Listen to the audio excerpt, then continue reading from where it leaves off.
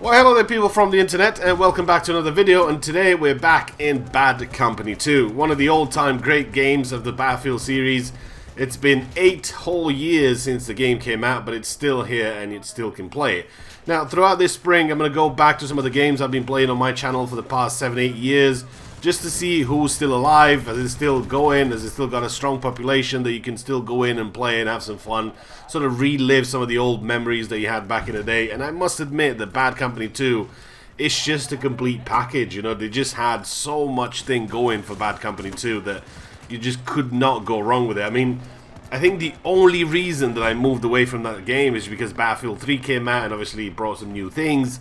And obviously that was just the progression that you move on to the newest game. But I always look back onto Bad Company 2 as being one of the most fun games I ever played. Regardless of how many games I played in the Battlefield series, I always look back to Bad Company 2 as being sort of the complete package. I mean, he had everything. He had a cool campaign, there was lots of funny moments in it, lots of cool stuff to do in the campaign.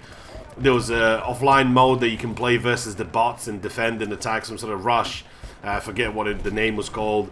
You had the Vietnam DLC that was just absolutely amazing. You had the incredible rush maps that they designed in Bad Company 2. Everything just worked. You had the cool amount of weapons, not too few but not too many either to sort of make it too complicated, like say in Battlefield 4 where there's just a bit too many and too many camos and stuff like that. It was just a complete package, and that's why I look forward to getting back into Bad Company 2 from time to time. Now, you're probably wondering, okay, well, I might get into the game. I haven't played it back in the day. Pick it up on a sale. I mean, this game is always on a sale. Might not be today when you're watching the video, but always end up sort of checking Steam stores. Or this game is actually still on Steam. You can still buy it on Steam and play it. But it was always like $1.99, $2.99, so it's fairly cheap for you to sort of get into, and you can still have your fun. When it comes to Bad Company 2, you will find servers all time of the day. I've tried it in the morning, I've tried it in the afternoon, tried it in the evenings. There's always some servers for you to play, that being that you want to play Conquest, you want to play Rush, it's going to be available for you to play.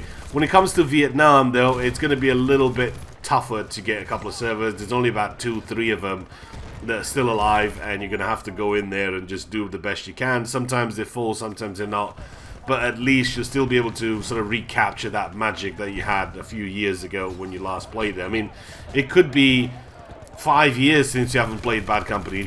It could be just you've never really got into it because you got into the Battlefield franchise later when, you know, Battlefield 3 got really popular, then Battlefield 4, you had Hardline, you had now Battlefield 1. There was just a lot of games that came out in the past couple of years, and maybe that's how you got into the Battlefield franchise. But if you haven't played this, I mean, there's no excuse. You need to get it. You're going to pick it up on a sale anyway. It's going to be cheap, so just get it and have some fun. Sit down, son. Now you know why I'm being called the Russian Sniper, because this is basically the setup I always used to have, or used to run, should I say, in Bad Company 2. There was a lot of great guns out there. There was a lot of cool stuff that you can use, and the sounds were just absolutely amazing. But when it came down to my go-to weapon, it was the SV98 Sniperskaya. That was it. Just a couple of mines, just your SV. You had 10 rounds in it. You didn't have to reload it all the time like you did, say, with the M24 or the Gol or the M95. There was just so many weapons for you to choose from when it came to sniper rifles. But for me, the SV98 was just the all-time favorite that I had, and it's just absolutely amazing how cool it was to sort of run with it and just have fun with it.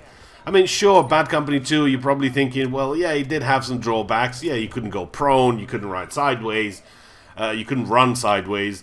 There was just the LMGs, so medics had the LMGs with scopes and stuff like that on them on default. It's just a lot of things that didn't make sense for Bad Company 2. There weren't really that many vehicles. I mean, you had the tank and you had the Bradley, and I think there was a Vodnik or something, or that's pretty much it, the armored Humvee, but not really that many vehicles like you have now. I mean, you had the chopper, but there was no Little Birds back then. There were no BTR, there were no Z11s, you know, there was a lot of things that you didn't have back in those days, but that didn't really mean that less stuff equals less fun. I can still remember playing 1943, and I still think I would play that to this day if they ever made a PC port for it. And there was actually chatted about doing it, but unfortunately they never really did, so that was it. I mean, look at that bushwookie, man. Come on, that's just beautiful, that is. And then whenever you got fed up with playing Bad Company 2, you'd go in and you boot this up and you start playing Vietnam. I mean, you had flamethrowers in this, you had a cool array of weapons, you had really great maps.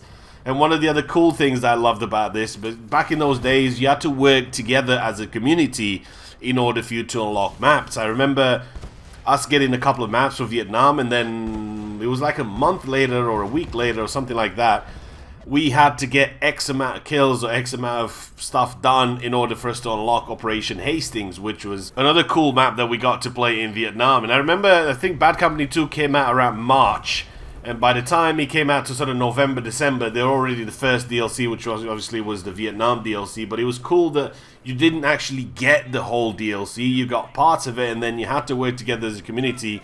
And it took us, I don't know, a couple of days or whatever it was to actually get it unlocked. And it was just really cool to actually get another map. So I kind of miss those days where instead of working together to get some sort of dog tag, which is absolute crap and you don't really need it and you don't care about it, make things a little bit important. You know, if you want your community to sort of get back into stuff like that and playing and enjoying the game, I mean, obviously the key is make good games.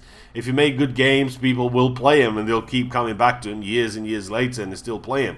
So, a couple of things that I'd love to see, and that would be kind of cool, if they actually bring some of that stuff back. And that sort of brings me to some of the older Battlefield games, which we'll cover in different videos, why I still hope that the next big sort of Battlefield title released this year, it's only going to be another month or so before we find out what the next game is going to be, but I still sort of have hope that it's going to be a 1944. It's going to be probably set in World War II. And the reason I say that is just because it makes sense. I mean, you got to remember the last time DICE was in a World War II settings was back in 2009 with 1943, which was a sort of PSN exclusive thingy. So it was a tiny market, not a lot of people bought it, didn't really get a lot of sales, didn't really generate a lot of buzz around it. It's still an absolutely amazing game, but it just wasn't that big. So it kind of makes sense that if you think about it that way, they've been to 1942, 1943, 1943 secret weapons of World War II. They got 2142, they had the Bad Company. The only place they haven't really been lately, it's World Wars, which Battlefield are known for. So 1944 or Battlefield 5 setting in World War II would make sense.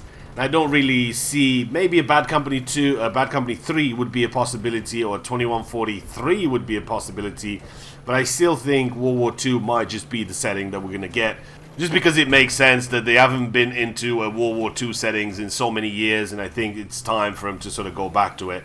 Like I said, I'd love to see a completely new take on this. I'd love to see Korea, but I think the next game, if that's going to be called 1944, or is it going to be called Battlefield 5, whatever it's going to be called, I do think is going to be set in a World War II setting. And I'm not really afraid of that, because I know by 1944, 1945, you'd have a lot of technology, a lot of advancements, a lot of weapons, a lot of things that you can use. So it's not going to suffer from the same thing that Battlefield 1 suffered, which was just a lack of basically everything. I mean, they've started getting all sorts of stuff in the game that wasn't even experimental at that stage, or some weapons. They had like 3,000 weapons made in the whole war, but they didn't put them in just because they kind of had no choice, and they had to get stuff into the game to keep it going and keep it entertaining and hopefully keep you playing. Well, it didn't sort of pay off. A lot of people sort of moved on really quick from the game, so I'm sort of hoping, and I know it won't get to that when it comes to a Battlefield 2 Battlefield 5, sorry, in 1944 or 1945, something like that, because I know they're going to have a lot of stuff they can use. But like I said, we'll go into more details about that sort of stuff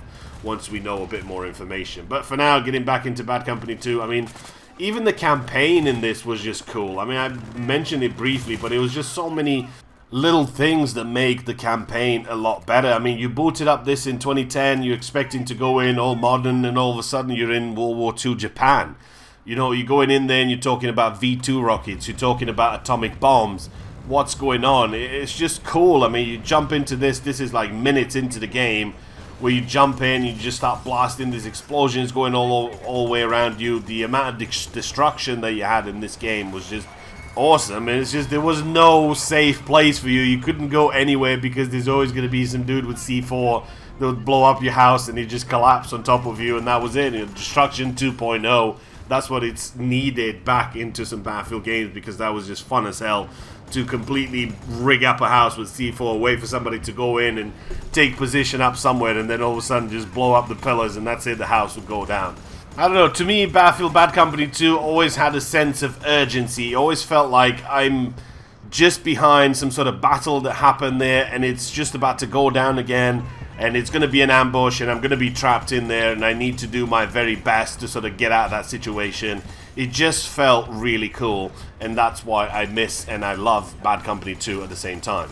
Hopefully you guys have enjoyed the video. You'll have to let me know some of the things that you've enjoyed in Bad Company 2. If you played it or you haven't already, you should, because it's an awesome game.